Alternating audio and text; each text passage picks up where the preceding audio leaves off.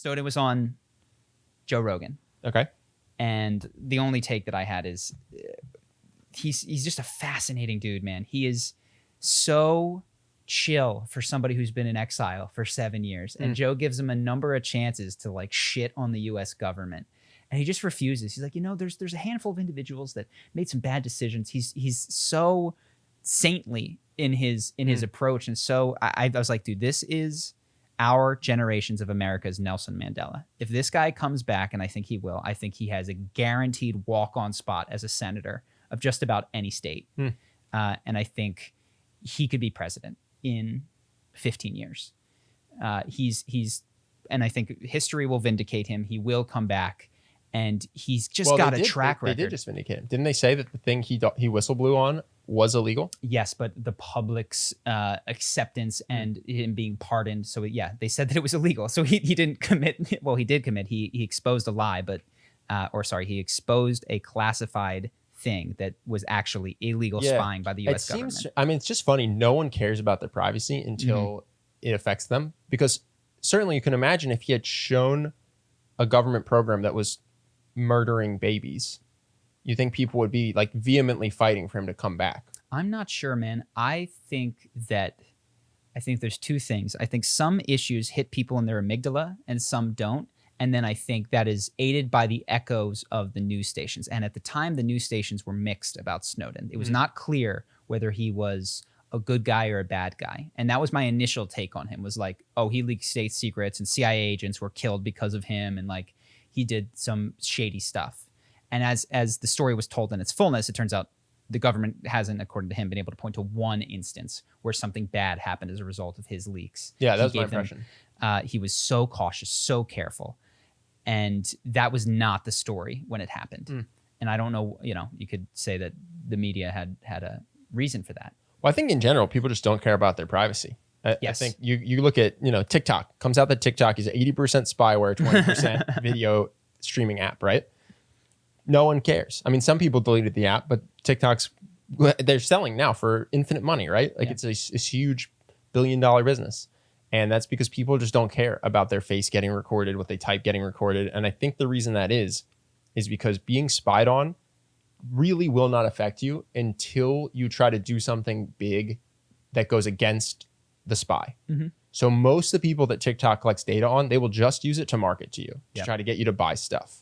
It's only the one that runs for president in 30 years that's going to have every single one of their TikToks combed through by the Chinese government. And then the Chinese government is going to determine if they want you as president. And if you're 16 right now or 22 right now and you're on TikTok, you better have an agenda that China likes or you won't get to be president.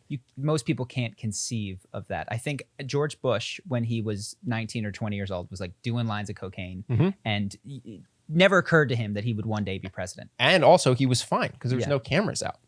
But today, when you're the person who's doing, dude, when I was 19, I had a video of me doing, I don't even remember what it's called, but you rip a bong, shotgun a beer, and then you exhale the bong afterwards. And I was like, that's hilarious.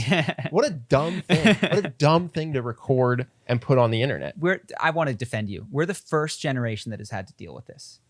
We are the first ones. There was nobody above us that we saw going down for their beer bong. George Bush was our president, man. Yeah, and he was doing the same thing. The guy was doing way worse. He invented it. Way worse than you were ever doing. No, and I think the thing is right now, people still feel like, and I have heard this so many times, why do I care if I'm being spied on? I'm not doing anything wrong.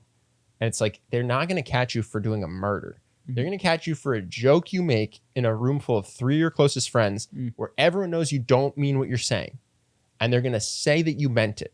And then you won't get to be president because China doesn't like your policy. Yeah, that's so if 30 years. I mean, people it's only going to affect a small percentage of the population. It's going to affect the people that want to do big things. Yep.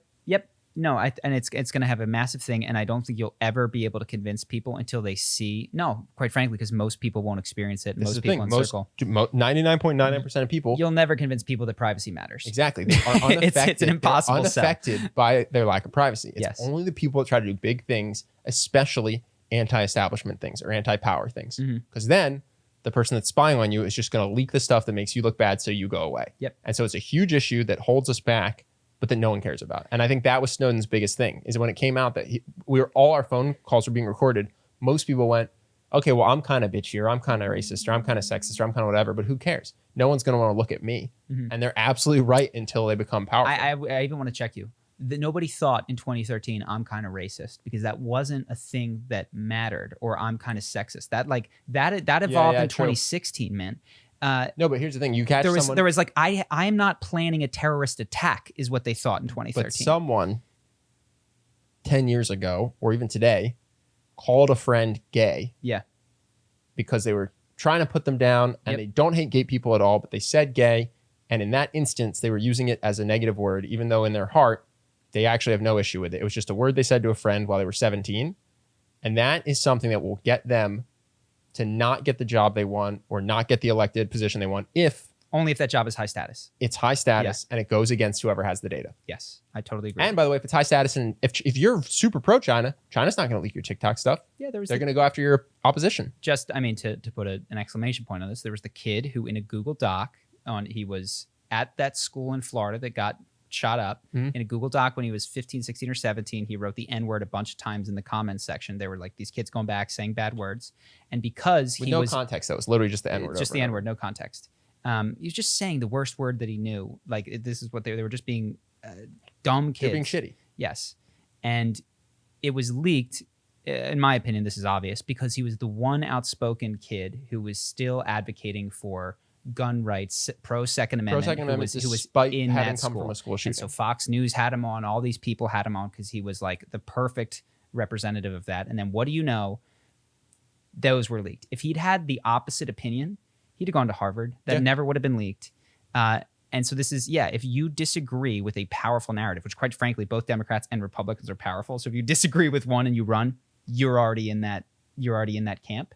And you assume a position of power, it's coming back. Yeah, but I think the reason Snowden is still in exile is the same reason that the U.S. branch of TikTok can still be worth $1 billion, which is just that no one really cares about privacy that much. Yeah. So, what was my take? Snowden, national hero, probably. I don't know his whole story. I'm going to read his book, but from his own description of himself, he is incredibly selfless. The one miscalculation he made was that people would be more up in arms and demand in a way that they didn't.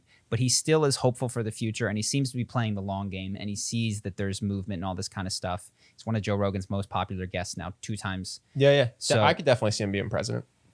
I mean, his integrity is unimpeachable. Every president we've had has been a draft dodger. Like, these are people that have started wars but wouldn't go to war. Edward Snowden did something that no one would do. No one in the organization ever did. He was the one guy. And so, like, how do you not just trust that he's going to do what he thinks is right? Which is not what you could say for anybody else. So yeah, he might get a breakdown in the future just because I want it when he runs for office and becomes super famous in 10 years. So anyway, that's my last big thing. Hope that you guys enjoyed that clip. If you want to see more like this and have us do more podcasts, we are 100% funded by our generous patrons. And if you'd like to contribute, there's a link in the description, and we'll have one pop up on the screen right here so that we can do more podcasts where we have fun conversations and hopefully some deep ones like this. Either way, hope that you enjoyed the video, and I will see you in the next one.